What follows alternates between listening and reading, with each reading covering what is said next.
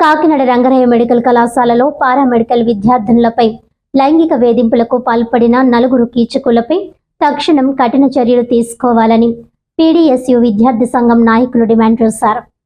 Kakinada Rangaraya medical కళాశాలలో paramedical విద్యార్థినులపై లైంగిక వేధింపులు జరగడం కలకలం రేపింది. బయోకెమిస్ట్రీ ల్యాబ్లో పనిచేస్తున్న వార్డ్రేపు కళ్యాణ్ చక్రవర్తి, బోడే జిమ్మిరాజు, సరిపల్లి గోపాలకృష్ణ, కొప్పిశెట్టి వీర వెంకట సత్యనారాయణలు కలిసి దాదాపు 50 మందికి పైగా విద్యార్థులను అసభ్యంగా తాకినట్లు ఆరోపణలు వచ్చాయి. ఈ ఘటన విద్యా వ్యవస్థపై మచ్చ అని పేర్కొంటూ నిందితులను నరరూప రాక్షసులుగా పీడీఎస్యు నేత బి సిద్ధు అభివర్ణించారు. ప్రభుత్వం మౌనం వీడాలని, బాధిత విద్యార్థులకు న్యాయం జరగాలని డిమాండ్ చేశారు.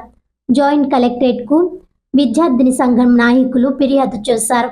చర్యలు తీసుకోకపోతే రాష్ట్ర వ్యాప్తంగా పెద్ద ఎత్తున ఉద్యమాలు నిర్వహించాల్సి వస్తుందని స్పష్టం చేశారు.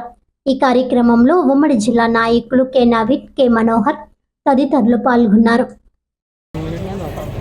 బి సిద్ధు, పీడీఎస్యు రాష్ట్ర సహ కార్యదర్శి.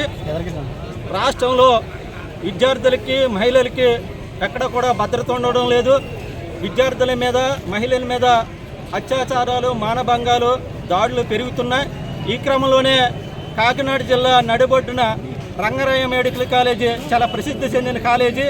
ఈ కాలేజీలోనే సిబ్బంది ఎవరైతే మరి చదువుతున్నారో, వివిధ కాలేజీ నుంచి, పారామెడికల్ కాలేజీ నుంచి విద్యార్థులను ఎవరైతే చదువుతున్నారో వాళ్ళని 50 మంది పైగా ఉన్న విద్యార్థుల్ని అక్కడ 4 సిబ్బంది ఎవరైతే కళ్యాణ్ చక్రవర్తి కానీ, జిమ్మిరాజు కానీ, లేదా గోపాలకృష్ణ కానీ, వీర వెంకట సత్యనారాయణ కానీ వీళ్ళందరూ కూడా మరి తాకడం, వాళ్ళందరినీ కూడా అసభ్యంగా ప్రవర్తించడం వాళ్ళు చేశారు. దాని మీద పోలీసు డిపార్ట్మెంట్ కూడా కేసులు నమోదు చేశారు.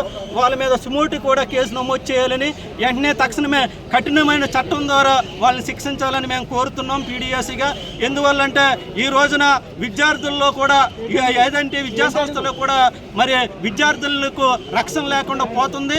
బలమైన చట్టాలు తెచ్చుకుని విద్యాసంస్థలు కూడా మరి ఏదైనా ప్రభుత్వం ఒక చట్టం తీసుకొచ్చి మరి ఒక పరిరక్షణ విద్యార్థుల్ని కల్పించవలసిన అవసరం ఈ రాష్ట్ర ప్రభుత్వం మీద ఉంది. ఎందుకంటే ఒక మెడికల్ కాలేజీ కాకుండా వివిధ ఇంజనీరింగ్ కాలేజీలు ఉన్నాయి. ఇంజనీరింగ్ కూడా విద్యార్థులకు ఎక్కడ కూడా భద్రత ఉండలేదు.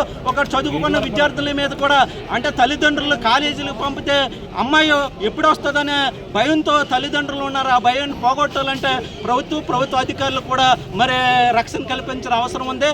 బి సిద్ధు, పీడీఎస్ రాష్ట్ర సహాయ కార్యదర్శి.